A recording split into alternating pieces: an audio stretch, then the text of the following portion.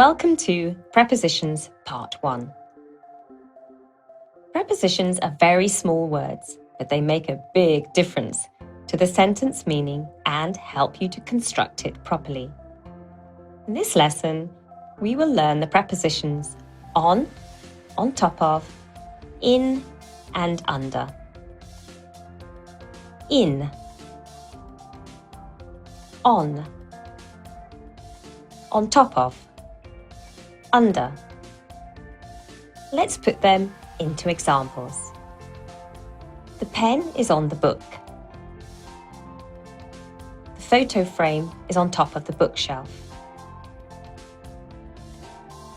The computer is in the office. The paper is under the computer. Part of grasping a new language is mastering these small words to help with sentences.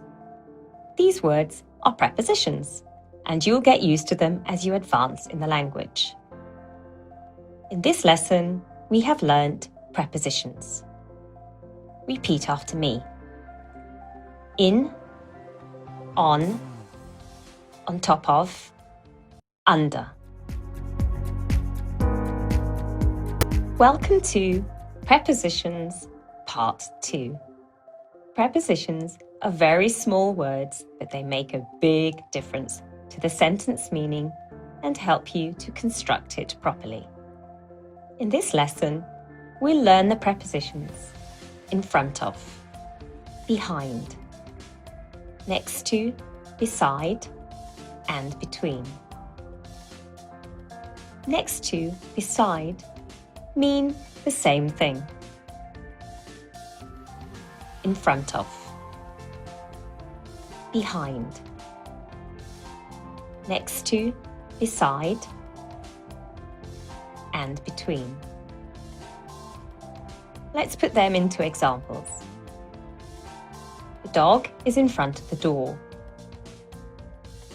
The key is behind the bookshelf. The sugar is next to the coffee. We can also say, the sugar is beside the coffee. Beside is a little more formal, so most of the time we tend to say, the sugar is next to the coffee. The dress is between the shirt and the jacket. Part of grasping a new language is mastering these small words that give sense to your sentences. These words are the prepositions, and you'll get used to them as you advance in the language. Repeat after me. In front of, behind, next to, or beside, between.